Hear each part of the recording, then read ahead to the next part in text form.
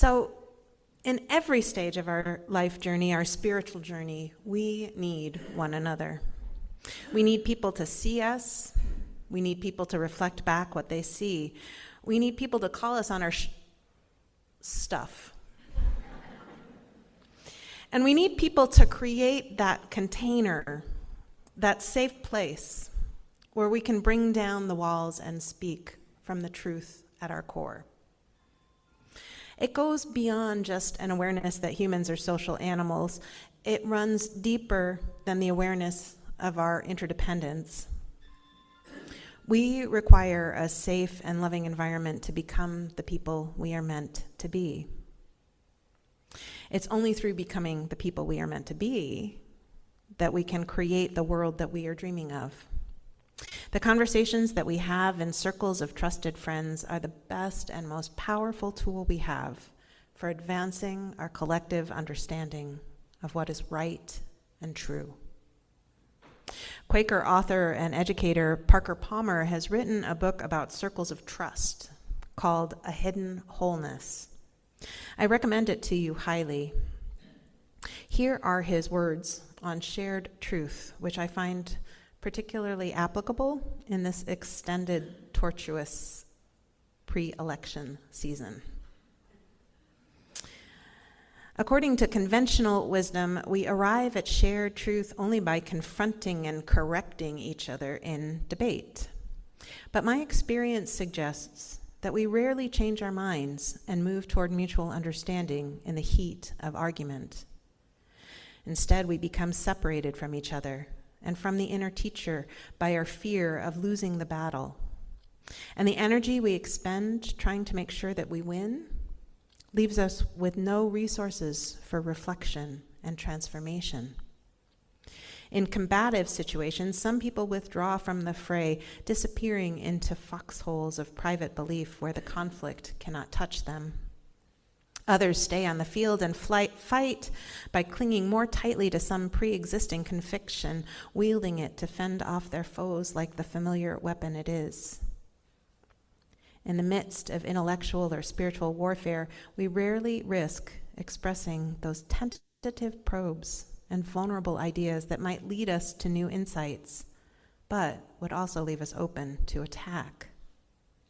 He continues. Confronted by the enemy, we become even more committed to whatever we have always believed and are less likely to embrace the challenges that might lead to new understanding. But in a circle of trust, whose ground rules forbid us from correcting and confronting each other, a remarkable thing happens. We confront and correct ourselves. To put it more precisely, the inner teacher confronts and corrects us. In such a circle, we feel safe enough to put forth tentative and fragile insights. Here, we have a chance over time to sit quietly with our own and other people's thoughts, a chance to see how our insights relate to the larger pattern of the group, and to determine how much of that pattern we wish to embrace as our own. In a circle of trust, this tapestry of truth is woven continually right before our eyes. As I watch it emerge, I see places where someone, perhaps me, contributed a thread that seems to enhance the pattern, and places where someone, perhaps me, contributed a thread to what that now seems discordant. Slowly, organically, my sense of true and false, right and wrong has a chance to evolve. A fabric of life woven on the loom called a circle of trust. Truth evolves within us, between us, and around us as we participate in the eternal conversation. Isn't that lovely? I invite you to remember that passage the next time you're tempted to argue politics on Facebook with your crazy uncle or that old friend from elementary school. Palmer continues. In a circle of trust, we learn a third way to respond to the violence of the world, so called because it gives us an alternative to the ancient animal instinct of fight or flight. To fight is to meet violence with violence, generating more of the same. To flee is to yield to violence, putting private sanctuary ahead of the common good. The third way is the way of nonviolence, by which I mean a commitment to act in every situation in ways that honor the soul. I've never been in a circle of trust where nonviolence was the focus of discussion, but nonviolence is the tacit curriculum of every such circle I know.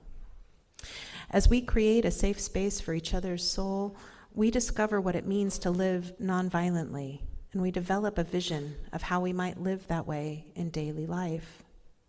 We begin to see how the principles and practices of the circle could be exported to other parts of our worlds, to the family, the neighborhood, the workplace, and the public arena. Now we understand a simple but significant truth. The third way is not a path of high heroism reserved for the likes of Gandhi and King. It is a path that can and must be walked by mortals like you and me. In fact, walking the third way is much like literal walking.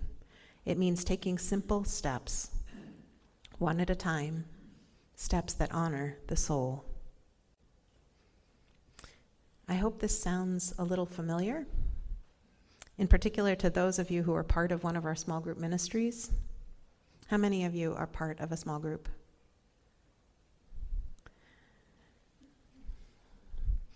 That includes the men's group, Wellspring, the bereavement group. Now, if you're not a part of a small group and you would like to be, please come and find me after the service or shoot me an email sometime. It is an incredible privilege to be trusted to hold someone's soul truth in a small group. It is an incredible gift to be held this way. And as Palmer points out, once we experience it in one aspect of our lives, we tend to carry it with us as an approach in other settings, in our work, in our friendships, in the wider community. And ever so slowly, everything is transformed. And that's why I do what I do. It's why I am a minister. I've said before that my bedrock faith is in the resilience of the human spirit. But for the spirit to bounce back, for a person to heal, there needs to be a place where they can be held by a circle of trust. We need companions on the journey. George Odell wrote, "All our lives we are in need, and others are in need of us." May we be brave enough to recognize our need, and generous enough to offer a kind and accepting presence to others. May we trust the still, small voice and take the steps it asks of us so that together we can meet the world's needs. May we ever and always anchor our faith in love and in one another through all the seasons of our lives. So be it, and so may it be.